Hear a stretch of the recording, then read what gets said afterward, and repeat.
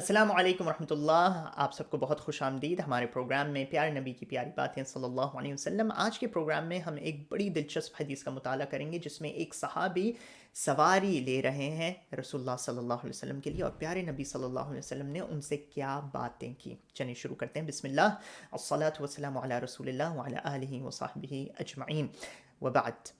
حضرت معاذ ابن جبل رضی اللہ تعالی عنہ فرماتے ہیں، حدیث جو پائی جاتی ہے بخاری اور مسلم میں، کہ ایک بار میں سواری پہ تھا پیارے رسول صلی اللہ علیہ وسلم کے ساتھ ایک گدھے کے اوپر، اور رسول اللہ فرماتے ہیں، اے معاذ، هل تدری ما حق اللہ علی العباد وما حق العباد علی اللہ۔ پیارے نبی صلی اللہ علیہ وسلم فرماتے ہیں، اے معاذ، کیا آپ جانتے ہیں، کیا آپ کو علم ہے، کیا آپ کو پتہ ہے کہ اللہ سبحانہ وتعالیٰ کا کیا حق ہے اپنے بندوں کے اوپر، اور بندوں کا کیا حق ہے اپنے رب کے اوپر؟ قلت، میں نے کہا، اللہ و رسولہ اعلم۔ معاذ فرماتے ہیں، میں نے کہا کہ اللہ اور اس کے نبی بہتر جانتے ہیں۔ پیارے رسول صلی اللہ علیہ وسلم فرماتے ہیں، حق اللہ کا اپنے بندوں کے اوپر یہ ہے کہ وہ صرف اور صرف اس کی عبادت کریں اور کوئی بھی شریک نہیں کریں اس کی عبادت میں، شرک نہ کریں۔ اور جو حق ہے بندوں کا اپنے خدا کے اوپر، اپنے پروردگار کے اوپر، اپنے رب کے اوپر، وہ یہ ہے کہ اگر وہ توحید کے اوپر قائم ہوتے ہیں اور وہ شرک بالکل نہیں کرتے ہیں تو اللہ ان کو بالکل پنش نہیں کرے گا، بالکل ان کو عذاب میں نہیں ڈالے گا، اللہ سبحانہ وتعالیٰ ان سے انتقام نہیں لے گا۔ تو حضرت معاذ کہتے ہیں، میں نے فرمایا کہ میں لوگوں کو جا کے یہ خوشخبری دے دوں؟ پیارے رسول صلی اللہ علیہ وسلم کہتے ہیں، ابھی نہیں معاذ، کیونکہ مجھے لگتا ہے لوگ اسی حدیث کے اوپر ڈپینڈ کرنے لگیں گے، اسی حدیث کو لے کے پکڑ لیں گے اور کوئی عمل نہیں کریں گے، حدیث ختم ہو جاتی ہے۔ اب آپ سوچیں کتنا ذخیرہ ہے، کتنی بہترین موتی ہیں جو ہم حاصل کر سکتے ہیں اس پیاری حدیث سے۔ سب سے پہلی بات تو یہ آپ سوچیں، یہ نبی ہے اللہ کا، جو مقام ہے حضرت محمد مصطفیٰ صلی اللہ علیہ وسلم کا، سب سے بڑا مقام کوئی راجہ مہاراجہ، کوئی بھی پریزیڈنٹ، پرائم منسٹر کا جو نہیں ہو سکتا۔ پیارے رسول صلی اللہ علیہ وسلم کس چیز کے اوپر سواری لے رہے ہیں؟ سوچیں آپ، ایک گدھے کے اوپر، معمولی سی سواری جس کے اوپر عام بندہ سواری لیتا تھا۔ اب آپ یہ سوچیں اس بارے میں، اب یہ مت سوچیے گا ارے، کیونکہ کچھ لوگ شاید یہ تصور کریں کہ ارے ان کے زمانے میں تو گدھے اور اونٹ اور گھوڑی تو ہوتے تھے اور ان کے پاس تھا ہی کیا، آج کی طرح تھوڑی ہے ماشاءاللہ سے ان کے پاس فراری ہو یا لیمبورگینی ہو یا پھر ان کے پاس ٹیسلا ہو یا یہ گاڑی ہو یا وہ گاڑی ہو، ان کے پاس تو تھا ہی نہیں، تو ان کو تو اسی کے اوپر سفر کرنا تھا۔ تو میں ذرا آپ کی یہ مس انڈرسٹینڈنگ کو دور کروں، اس زمانے میں بھی بہت اعلیٰ طریقے کے، اعلیٰ نسل کے اونٹ، گھوڑے، جانور ہوتے تھے۔ پیارے رسول صلی اللہ علیہ وسلم چاہتے، ان کے صحابہ میں ایسے صحابہ تھے جو بہت بہت امیر ترین تھے، وہ چاہتے تو ان کو وہ سواری بھی دے سکتے تھے نا، لیکن رسول اللہ صلی اللہ علیہ وسلم نے کون سا طریقہ کار پایا اور کس طرح اپنی زندگی بسر کی، یہ آپ سوچیں۔ اور ہم اپنے دنیا میں اپنے آپ کو بڑی چیز سمجھتے ہیں، اگر ہم نے کوئی گاڑی لے لی یا جیپ لے لی یا ایس یو وی لے لی، ہمیں لگتا ہے ارے ہم تو بڑی شے ہیں۔ سبحان اللہ، سوچیں آپ کے نبی، ہم کہتے ہیں نا ہم سنی ہیں یا ہم سنت کے اوپر عمل کرنا چاہتے ہیں، سنت صرف وہی ہو گئی جو اتنی رکعت آپ نمازوں کے بعد ادا کریں اور اس طرح بیٹھیں اور پھر کھانا کھائیں اور ٹوپی پہنیں اور داڑھی سنت اس سے اور بھی ہے۔ یہ ساری چیزیں اپنی جگہ ٹھیک ہیں، نماز آپ سنت ادا کر رہے ہیں، آپ لباس اپنا سنت کی طرح کر رہے ہیں، ادب اخلاق بھی سنت میں آتا ہے۔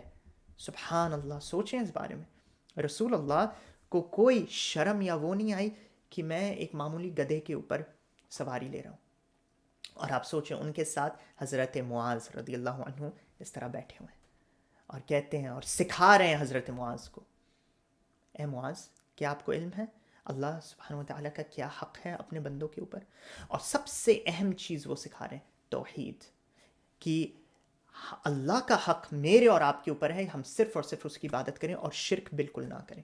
اچھا، شرک کے بھی بہت اقسام ہیں، اکثر مسلمان کبھی کنفیوز رہتے ہیں اور ان کو لگتا ہے شرک صرف وہ ہے جب ایک بت کے سامنے سجدہ کرو تو وہ شرک ہوتا ہے اور کوئی چیز شرک نہیں ہوتی۔ نہیں، یہ غلطی ہے، شرک کے اور بھی اقسام ہوتے ہیں، انشاءاللہ کبھی اور اس موضوع کے اوپر گفتگو کریں گے۔ اور لیکن بے شک بت کے سامنے سجدہ کرنا وہ تو سب سے بڑا بدترین طرح کا شرک ہے، کوئی شک نہیں اس بارے میں۔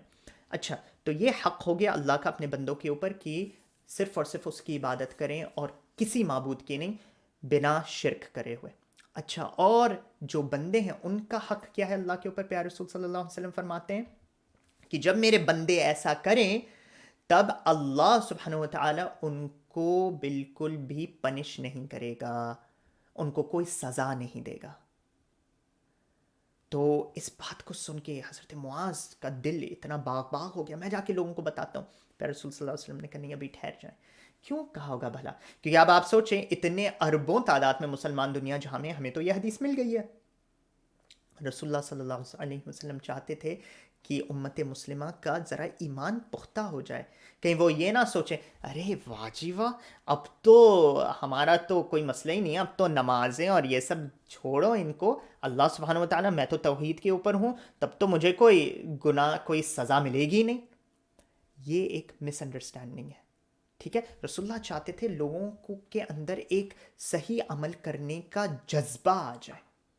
اچھا، دوسری چیز جو آپ دیکھیں بڑی خوبصورت، میں اور آپ کیا ہیں؟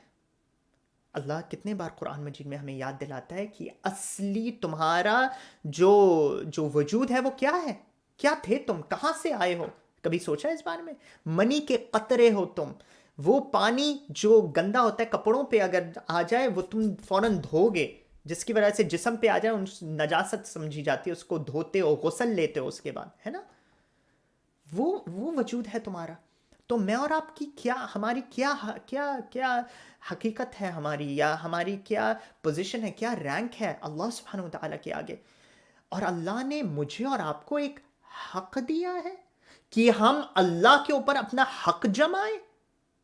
یا اللہ، یہ تو بڑی ایک عجیب چیز ہے۔ اگر آپ سوچیں، میں اور آپ تو اللہ کی پراپرٹی ہیں، ہم تو اللہ تعالیٰ کے بندے اور بندیاں ہیں، ہمیں تو کوئی بھی حق جمانے کا حق ہی نہیں ملتا۔ سمجھ میں آ رہی نا بات؟ تب بھی اللہ اتنا رحم، مہربان اور پیار کرنے والا ہے کہ اس نے ہم جیسے لوگوں کو جو کچھ بھی نہیں ہے، ہمیں حق جمانے کا حق دیا ہے۔ سبحان اللہ۔ اور وہ کیا کہ جب ہم توحید پہ قائم رہیں تو اللہ ہمیں سزا نہیں دے گا۔ بعض علماء اس بارے میں وضاحت کرتے ہیں اور فرماتے ہیں اس کا مطلب یہ ہے کہ جو ہمیشگی کا عذاب ہوگا جہنم میں، اس سے جو صحیح موحد ہے، جو صحیح توحید کے اوپر قائم ہے، جو جس نے کبھی شرک نہیں کیا، وہ ہمیشہ ہمیشہ والا عذاب ہے، اس سے بچ جائے گا۔ لیکن مسلمان ایسے ہوں گے، توحید کے کرنے والے بھی ایسے ہوں گے جن کے گناہ اتنے خراب تھے، جن کے گناہ اتنے خراب تھے جس کی وجہ سے ان کو یہ سزا ملی، اور جس کی وجہ سے وہ جہنم میں جائیں گے، ایسا ہوگا۔ لیکن اللہ سبحانہ وتعالی ہمیں بچائے۔ تو کبھی اس طرح نہیں سمجھا رہے ہم تو بخشے بخشائیں، ارے کوئی مسئلہ نہیں ہے، ہم نہیں، سبحان اللہ، گناہ کی وجہ سے لوگ جہنم میں جائیں گے، لیکن نجات کا طریقہ ہے صحیح توحید پہ قائم رہنا، کبھی شرک نہیں کرنا، اور پیارے رسول صلی اللہ علیہ وسلم نے جو بتایا ہے اور قرآن مجید نے جو ہمیں حکم دیا ہے یہ اعمال کرنا ہے، اس کے اوپر قائم رہنا۔ امید کرتا ہوں کہ آپ کو اس ایپیسوڈ سے فائدہ پہنچا ہو۔ اگر فائدہ پہنچا، ضرور آپ اس ایپیسوڈ کو تمام اپنے سوشل نیٹ ورکس میں شیئر کریے گا، اور سبسکرائب بٹن دبائیے گا۔ اگر یوٹیوب پہ دیکھ رہے ہیں، فالو کریے مجھے اپنے فیس بک، انسٹاگرام کے اوپر، اور اگر مجھ سے رابطہ کرنا ہو تو اوپن ڈور پالیسی ہے میری، آپ انسٹاگرام کے ذریعے ڈائریکٹ میسیج مجھے کر سکتے ہیں، اور میری پوری کوشش ہوگی آپ کو جواب دینے کی۔ اللہ سے دعائیں ہم سب کو محفوظ رکھے، اس پینڈیمک کو ہٹا دے اللہ سبحانہ وتعالی۔ اللہ ہم سب کے گناہوں کو معاف کرے اور ہمیں صحیح پختگی عطا کرے کہ ہم ایمان کے اوپر قائم رہیں آخری سانسوں تک۔ اپنا خیال رکھیے گا، اگلے ایپیسوڈ میں آپ سے ملاقات ہوتی ہے انشاءاللہ تعالی۔ السلام علیکم ورحمۃ اللہ وبرکاتہ۔